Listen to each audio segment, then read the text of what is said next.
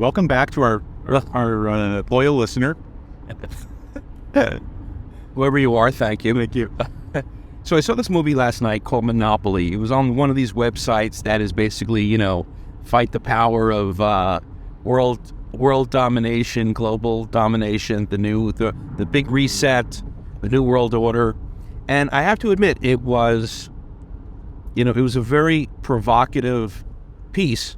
It looked at all the major industries in the world that affect people on a global basis. Everything from food production, who owns the cereal companies, Coca-Cola, Pepsi, the pharmaceuticals, Pfizer, BioNTech, all the major players in every single industry, social media, technology as a whole, transportation, steel production, everything like that.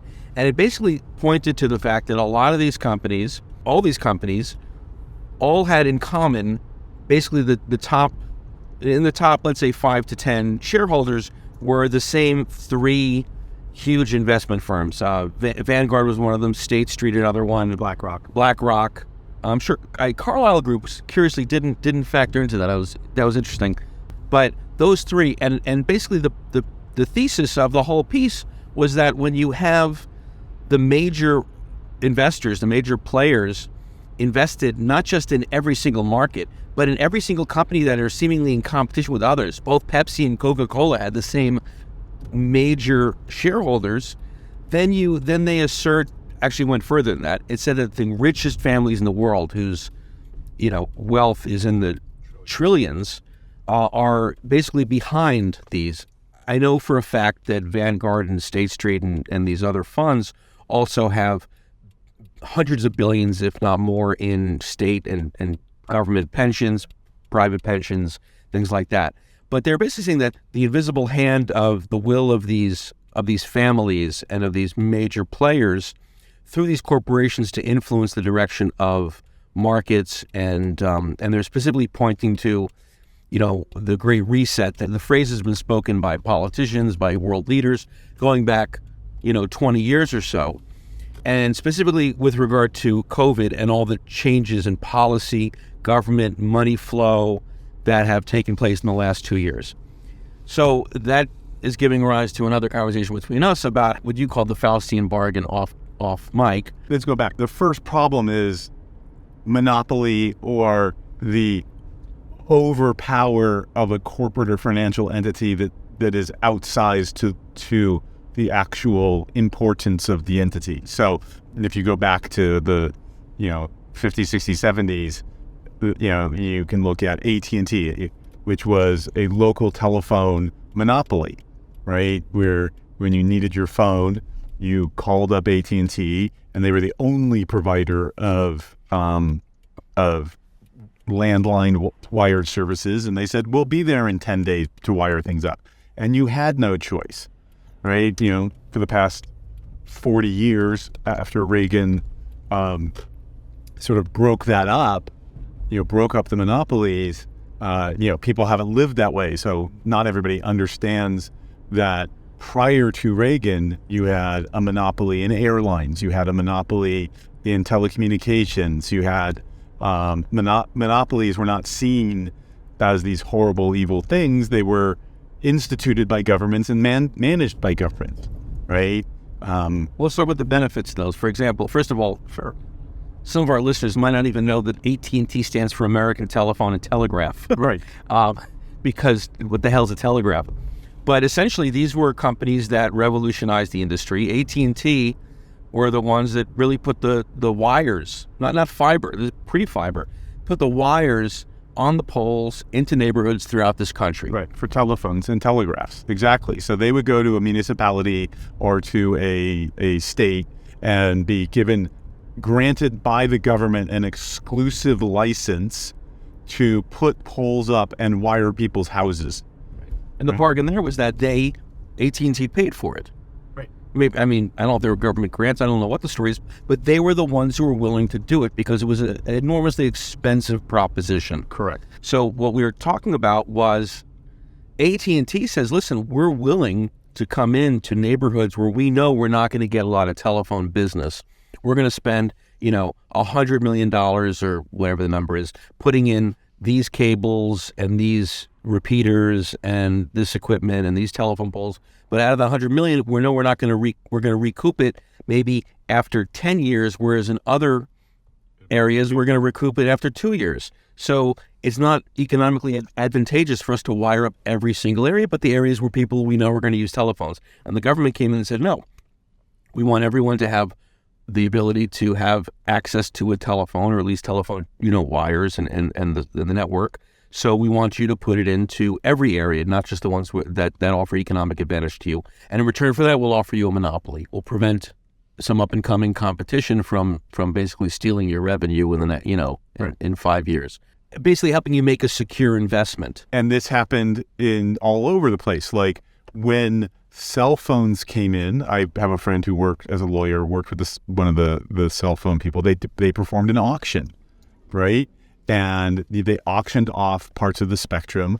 And he let me know that he was working with a bidding company, and the bidding company said, buy it. Like, we just don't care what the price is.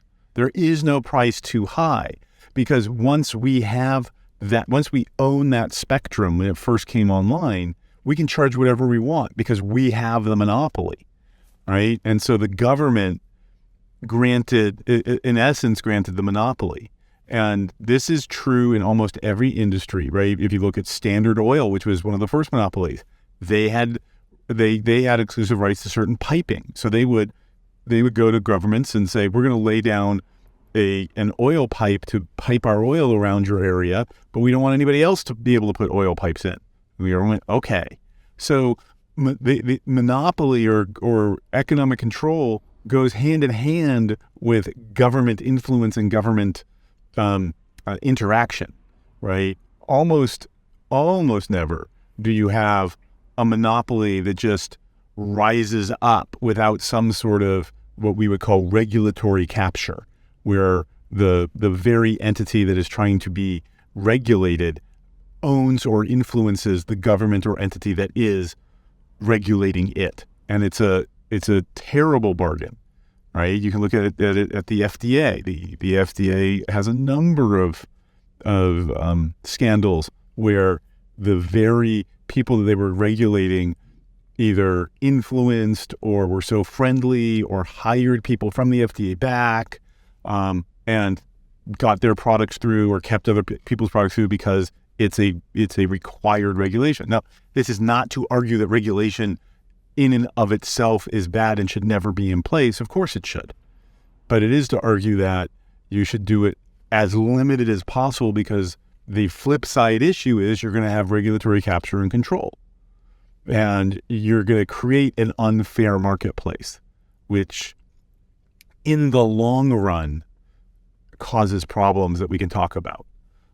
In the short run, it looks like, hey, this is great. The government comes in, they're going to solve this little problem. It's all going to be great. But then that power grows and sits and then controls the little thing that it was very trying to make better. And then it controls the government, and then it's not a good situation. What's interesting is that they pointed to BlackRock in particular as creating and maintaining the software that runs the Fed. Well, the Fed is a more interesting issue because the Fed is a semi-government agency. It is actually a private collection of banks that have appointments by government to run certain parts of it, but it is private banks. That's what people don't understand, right? There's a very famous saying, let me control who prints the money and I don't care what the government is. And that's why the Fed presidents have gone to Congress and refused to answer questions. They won't tell us where the TARP money went. Sorry. Wait, you're a government agency. Well, not really. I don't have to tell you. It's kind of frightening. Yeah. Yeah. It's but until 1912, I think, the government didn't print its own money, right? Like it was we had a currency that's not quite right. We had a currency crisis, and I think it was Chase had to step in and bail the government out. Right? And that's when they set up the Fed, so that there would be these private regional banks that would take care of things. But it's a semi-private agency. It's not a public agency. And you always see a migration of the top investment bank people into government back out. and back out. Yeah, exactly. So you have that tug of war between, and listen, monopolies have been good. I mean, we have a phone system because There have been benefits of monopoly. There are also detriments of monopoly. absolutely. Right. So, But who could be the ultimate arbiter of where to draw the line in terms of regulation? Because everyone's going to be motivated by self-interest and enriching themselves and their families.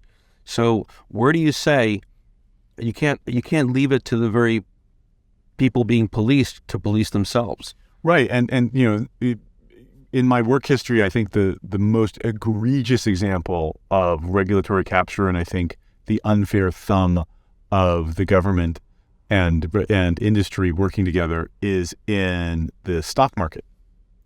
Right? We like to think that the stock market is this open and free and raw capitalism, but it's far from it.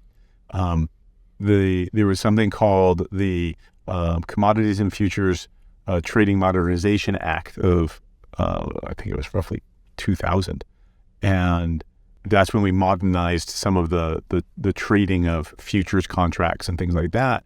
And many people wanted to specifically put into that regulatory body, they wanted to put in these little things called CDOs and CMOs, which were the instruments that people were betting on mortgage bonds. And the BlackRocks and the investment groups of the world said, no, we don't need to do that.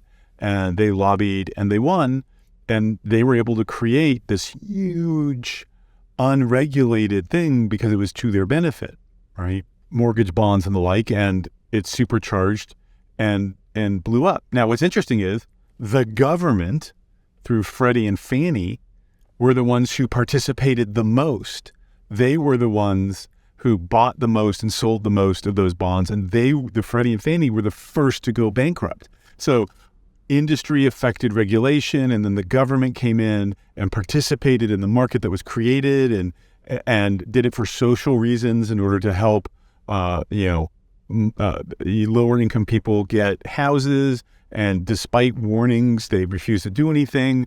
This was not a failure. The 2008 housing crisis was not exclusively a failure of the market.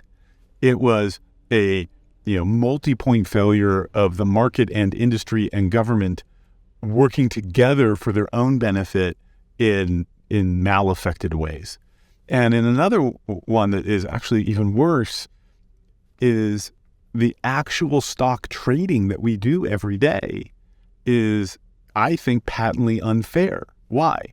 Well, you can what's called front run a trade, which is if you are a broker and you get a large order from a customer and you know that order is going to move the market, you can buy a little bit of that stock before you send your customer's order in, which will drive the market up a couple of pennies and then sell your stock back to them. That's not insider trading on any level. No, that's not insider. That's not, and not only that, you can have your order information sold to somebody else and they can front run. That's how Robinhood makes it. I was going to say that's the whole business model of Robinhood. That's the entire business model of Robinhood.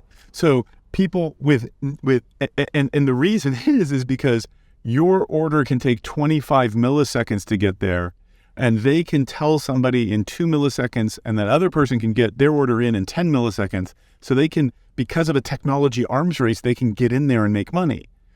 This is, there's a giant fund called Renaissance that looks at this and never has a losing day, right? Because they can just basically print money off of your orders.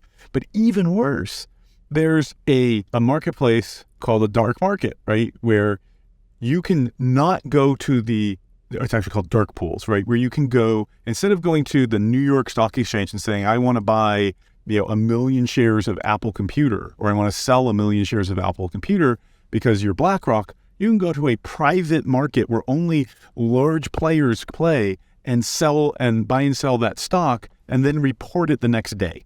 So the information that those private people have is far more detailed than what the public gets. So even though we have the SEC and quote unquote public markets and the like, we don't. We have two classes of investors, and the SEC won't do anything about it because the people that the SEC regulates are the ones that hire them to then influence the regulation. And this is one of the dangers of a highly regulated industry or a highly regulated state, because the desire to influence regulation goes up and up and up. And then the people with the funds who can spend money to regulate or influence the people who regulate them become smaller and smaller. And that's why you have, 6 companies that own everything, because they work hand in glove with the regulatory state to influence things to make that happen. And what's strange to me is everybody hates the corporation, but loves the government.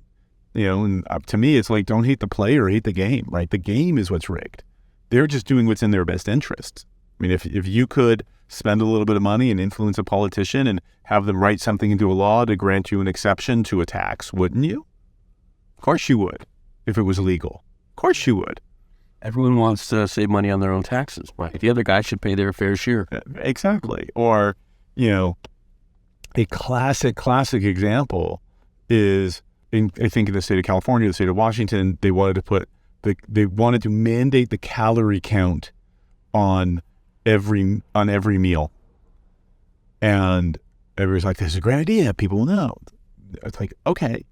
But if you're a small chain and you now have to reprint every menu in every restaurant, and that's, a $50,000 charge, that might affect your business significantly versus, this giant chain where it's only $70,000 because they can buy it at scale. So a lot of times this regulation is initiated by larger companies. They want it to be regulated, right? Interestingly, the FDA was created out of a desire by this small guy named Heinz, who wanted to regulate the production of ketchup, because by being regulated, he could influence the market, because he would be regulated and he would force everybody else to be regulated, and they wouldn't be able to do it. How do you regulate ketchup? Food and Drug Administration. So the Food and Drug Administration was created to regulate the production of food. Now, it's interesting. Food is probably one of the things that should be regulated in some level, right? But they do it much better than the drug side. The food side is, here are the rules. Here's the 1 page of rules for you. You have to do these things. And they do it. People mainly understand the regulations and they go. But you're right. It's a tricky balance between what is legitimate and proper role of government in the regulation of the economy and what is over-regulation or influenced regulation or just influence in an industry that shouldn't occur.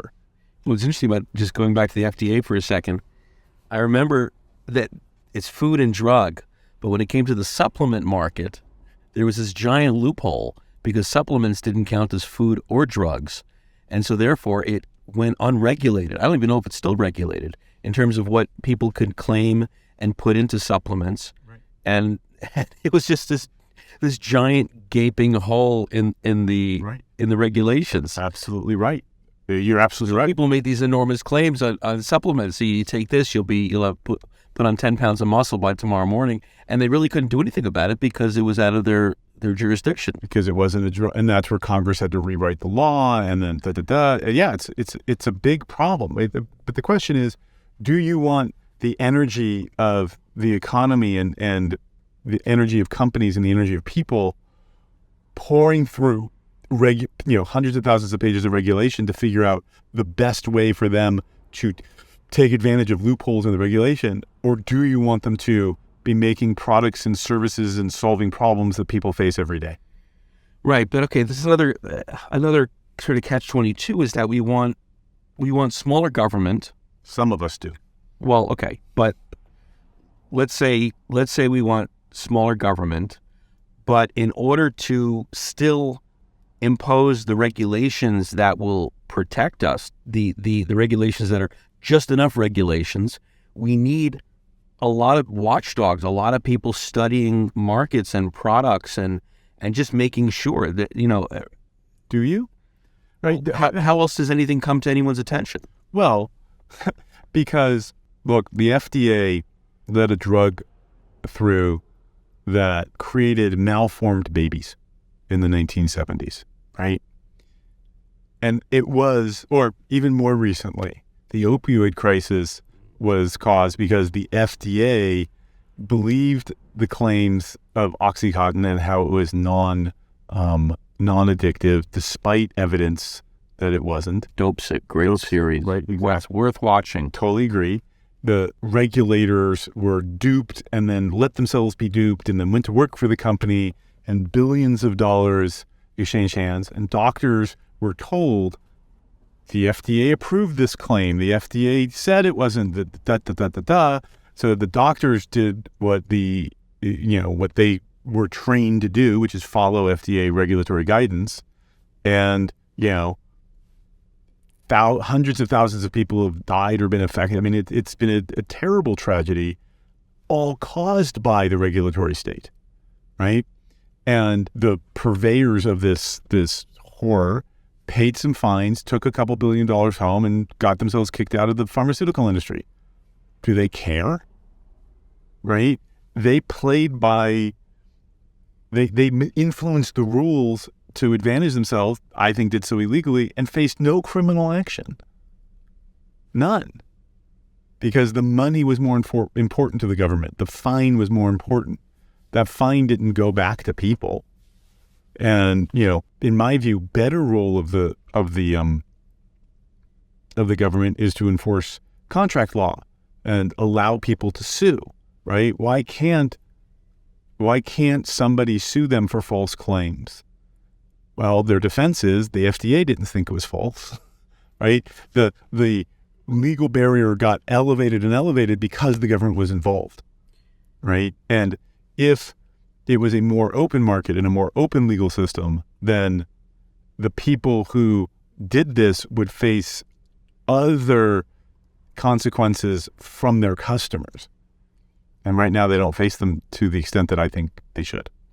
Let's broaden this out a little bit, because we just had the State of the Union address. Okay. And in terms of government regulations and how it's affecting business, what he said was we have to raise the minimum wage, but we also need to produce more products in America. Correct. And my thinking is, wait a second, we produce certain products overseas because they are very inexpensive to produce. Correct. That's why we really produce overseas. Otherwise, we'd produce everything here. So if we are dealing with a minimum wage, which, one side of my brain is like, yeah, I mean, it's great if people make more money. But the other side is, if you're producing things in this country as opposed to overseas, and you're dealing with a minimum wage that you don't have overseas, then those products are you're going to pay the piper at some point along the way. You're either paying by having more production overseas, or you're paying by higher prices. You can't have both. You can't pay more for the development of the product and have the product be competitively priced with what's overseas. Am I wrong? And this is no. This is a great discussion. So you're partially right and you're partially sort of incomplete. So if at least I'm not wrong. No, okay. No, not about this. But here's the challenge. If the market that you're trying to focus on is the domestic market only, then you can set up trade barriers, you put up tariffs, you can do other things to block the importation of lower priced goods.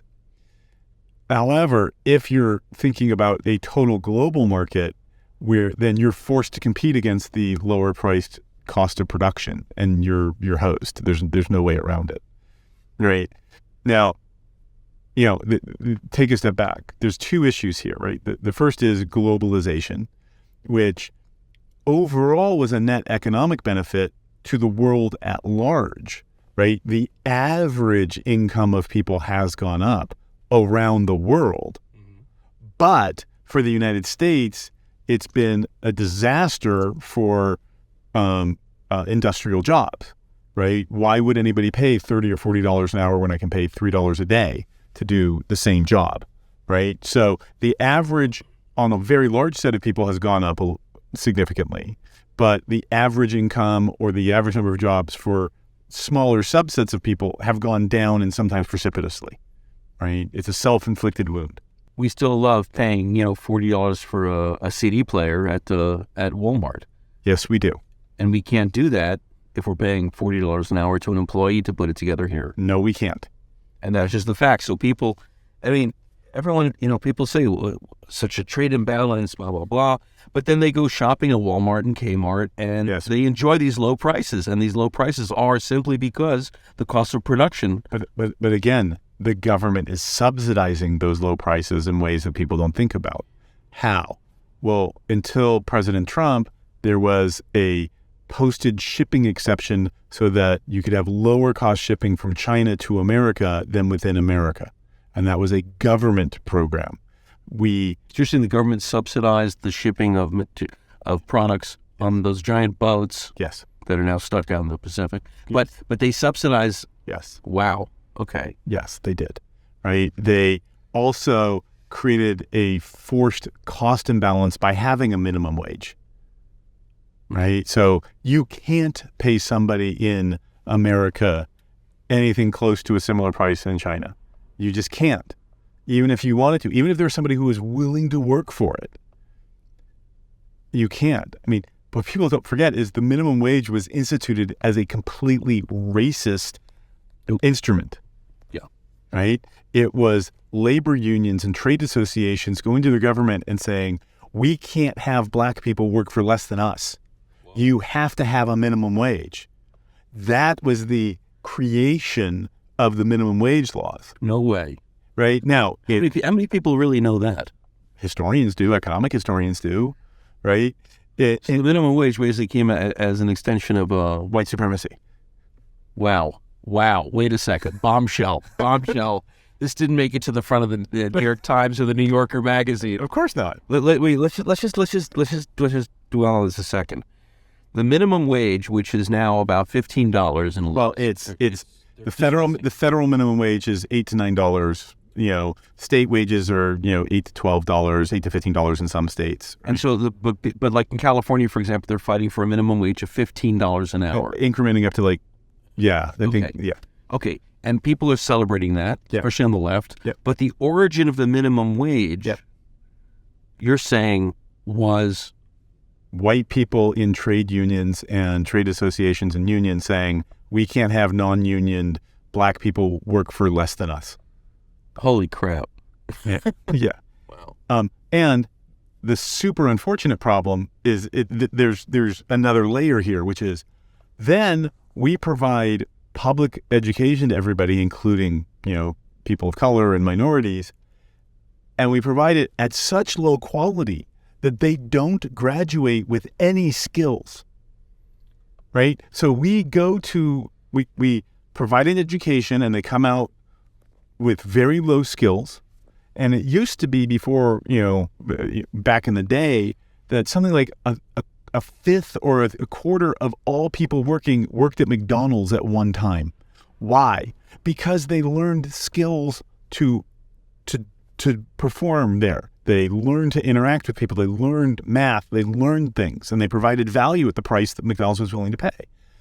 Look, wages are what are called a nonlinear function, right? The minimum wage is not what the government sets. The minimum wage is not $10 an hour. The minimum wage is zero. The minimum wage is not having the job.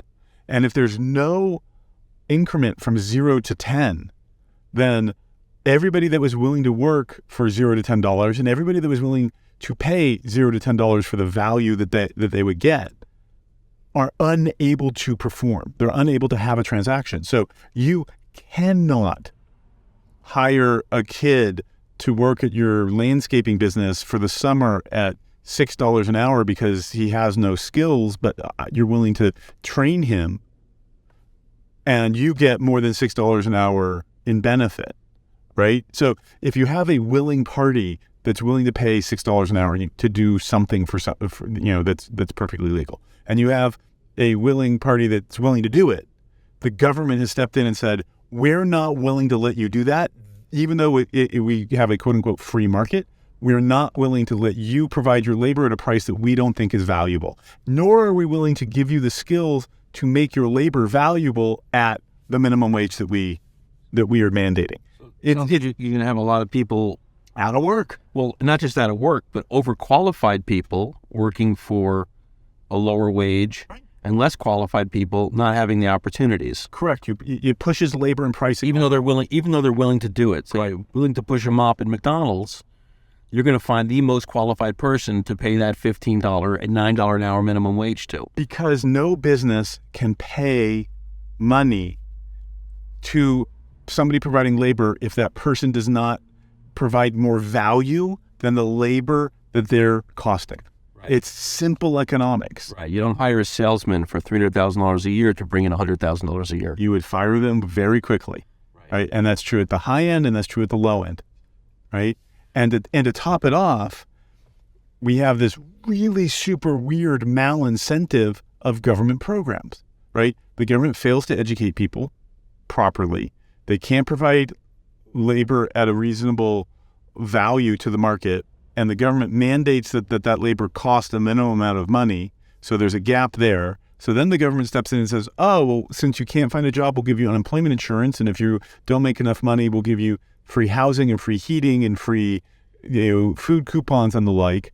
And it turns out with all of this regulatory morass that it's better to earn around $25,000 a year than it is to earn $40,000 a year, because you get more net benefit government programs at $25,000 a year in earnings than you do at $40,000 a year in earnings. In fact, $25,000 a year in earnings, your net benefits don't sync up until about $60,000 or $65,000 a year in earnings. It's better to have a $25,000 a year job than any job until you make $65,000 a year. Wow. I also heard that is another form of sort of corporate welfare, in that if Walmart is paying these low wages and employing people part-time, then they don't have to give them health insurance. They don't have to give them all these other. Yes. So they're getting that health insurance and stuff from the government. Yes. So the government, in a sense, is subsidizing Walmart's business model. Yes. Because they are providing the services and benefits that Walmart otherwise should be providing. Well, but people still enjoy getting those $30 CD players. Oh, but it gets even more complicated. Why do we get health insurance from our companies? Do you know why? Because after the Depression, blank look from me, by the way. Right. Yeah. Because after the Depression, the government mandated wages, and they said, we will not let you pay more than X. So really competent people who were capped on their earnings started demanding things, and the companies said, hey, why don't we give you your health insurance? And the government said, great, if you give them health insurance, that can be a pre-tax cost, not a post-tax cost. So government regulation stepped in and said, we're going to create these weird incentives for you not to buy your own health insurance, but for the company to provide you health insurance. Wait a second. Let's unpack this a second. First of all, they capped wages? Yeah. During World War II. Yeah. During World War II.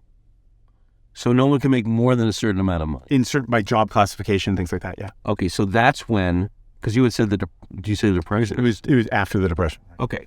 When did health insurance actually become a thing? Well, you've always had health insurance. Really? Yeah. You know, thought people paid out of pocket to their village doctors. You could do that, and you've had insurance has been around in various forms. I'd have to look up exactly when health insurance came. Yeah. But yeah, we've had health insurance for a long time, right? But it used to be catastrophic health insurance. It used to be, hey, you go to your doctor for your annual visit, you give them some cash out of pocket. You get cancer, here's your health insurance. That's why, when you have a $50,000 cost, we're going to do it. Your everyday cost becomes more strange. But we have corporate-based health insurance because of government regulation, right? Corporations didn't go, wow, it'd be much better for us in society if we did this, right? Government forced them into this position, and it creates all these weird problems. Like, I don't want you to work 40 hours a week because I don't want to have to pay health insurance for you. I am willing to pay health insurance for you, right? We don't have a free market of health insurance. Health insurance is localized by state, right? So the state pool in Alabama doesn't get the health benefits of people living in, Montana, right? So the risk pools can't be, That's another episode. That's another episode altogether. But the point is that government is what stepped in and created these weird incentives. And you're 100% right. Government said, well, we'll provide some insurance because, poor people should have health insurance. And I'm not saying they shouldn't. I'm just saying we have this incredibly jigsaw puzzle environment because of business and government regulation and influence and and history. I mean, I think we still, from the Depression, we still have the government buying grapes and raisins because it was a government program to keep the price of grapes up in California. I think there's a Supreme Court case in the last 5 years about this government program that never died. Wow. Okay, so then, Walmart, let's use Walmart as an example because it's so pervasive. Walmart has incredible deals. People shop there because of the low prices. And convenience, because they went into Sam Walton looked at it and said, I'm going to go into an area where there's nothing else, right? There is no Sears, there is no JCPenney, there is nothing. And I'm going to become the single point source of most goods and services. And I'm going to import them and find the cheapest price and drive a hard bargain. And I'm going to pay my people low wages, and I'm going to be the low cost solution. And he had a brilliant plan. And he executed it. But the government, he's a giant employer, and the government helps him out a lot. And he created a lot of value for his shareholders, which is also a huge, because you have people forget about the bottom line affects the shareholders. Right. And the shareholders, going back to BlackRock and Vanguard, see increases in share price.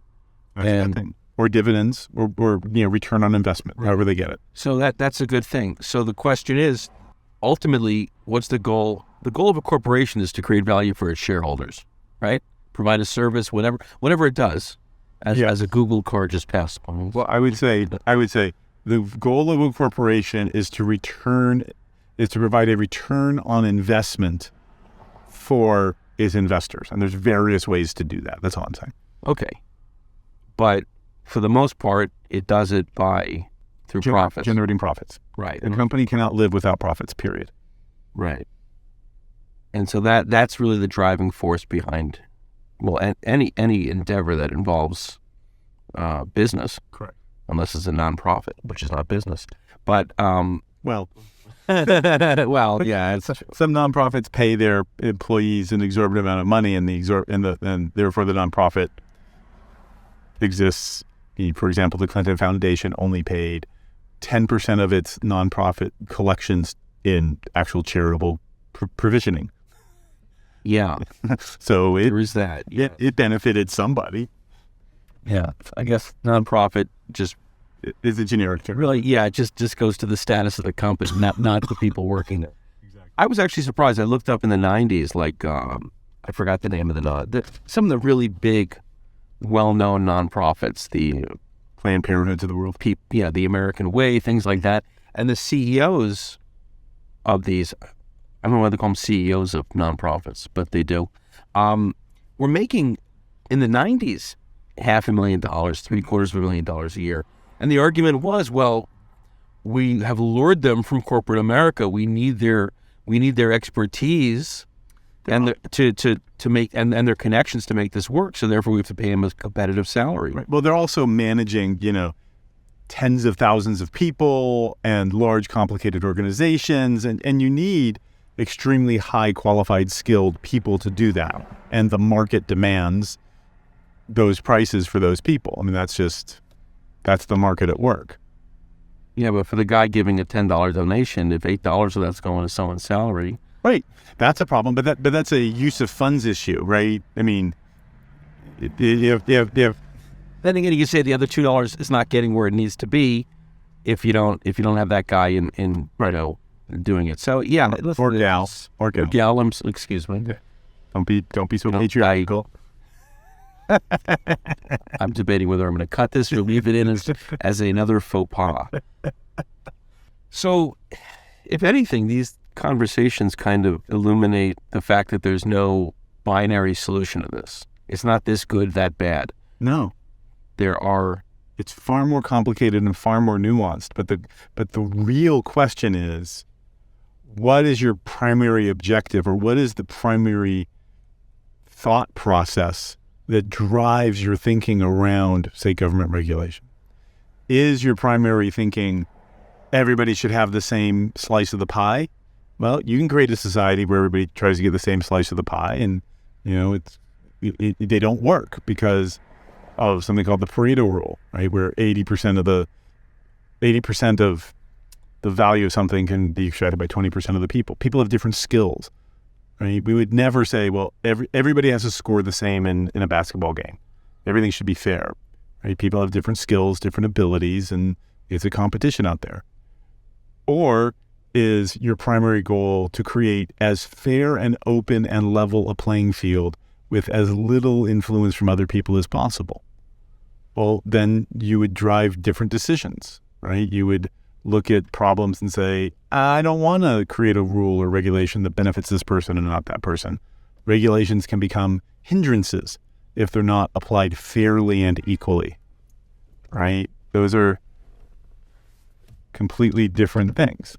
So this comes down to your philosophy or your morality and how you see the world operating.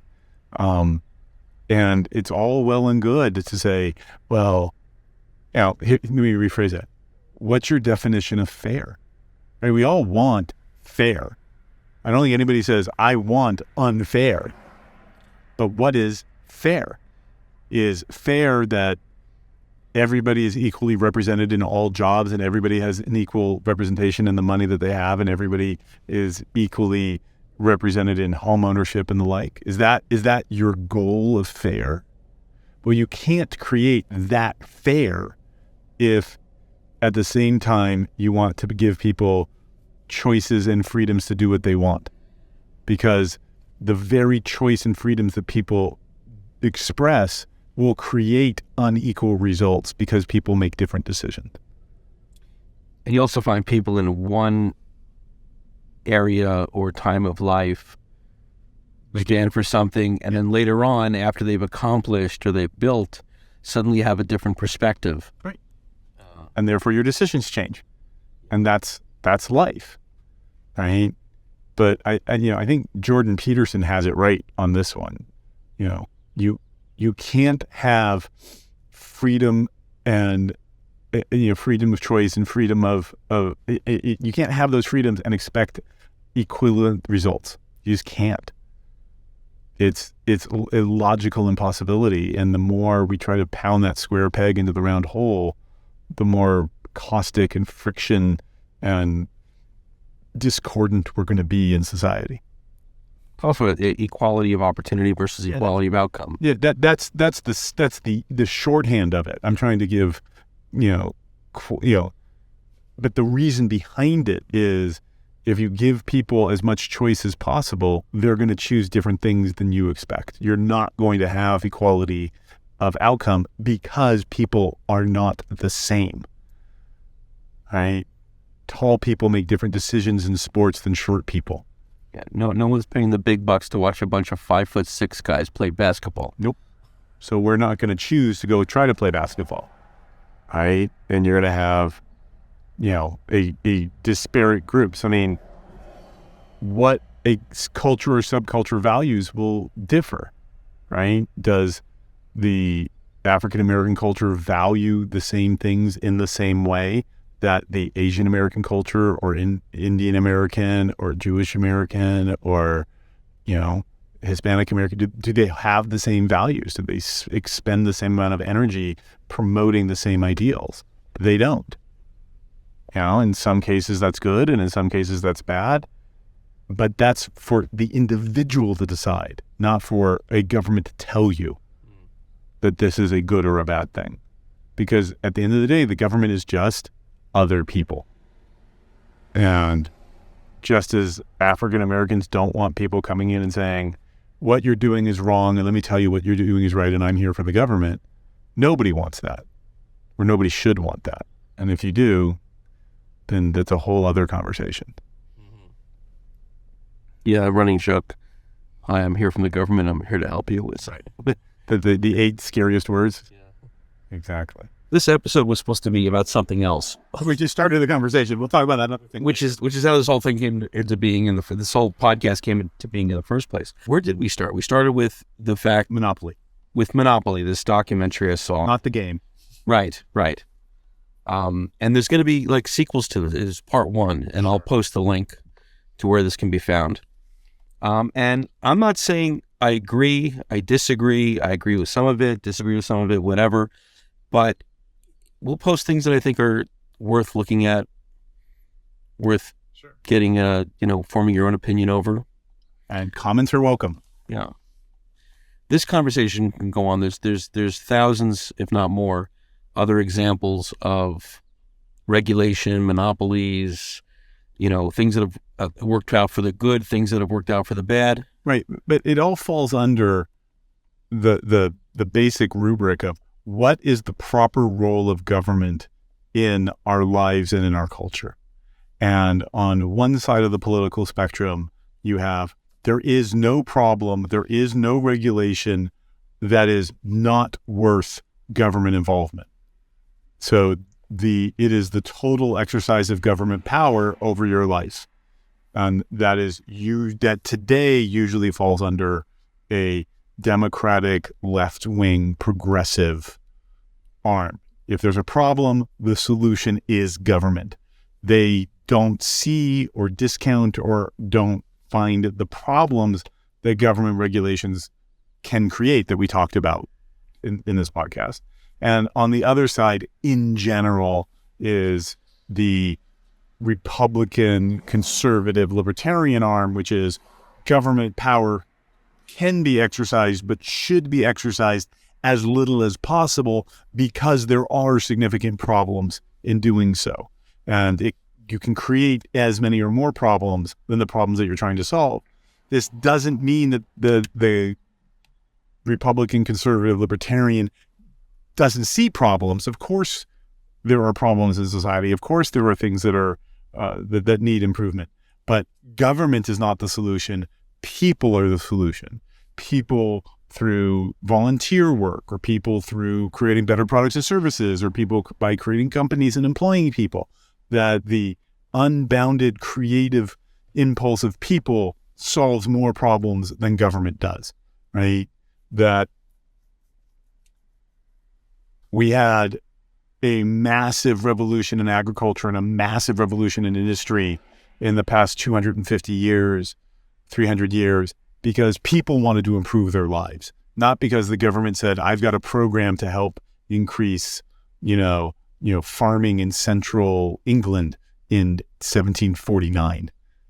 People had unbounded freedom, or had freedom become increased during the Enlightenment. And that's what they got away from monarchical government control. And that's what freed their creative impulses and freed them to create products and services and improve people's lives.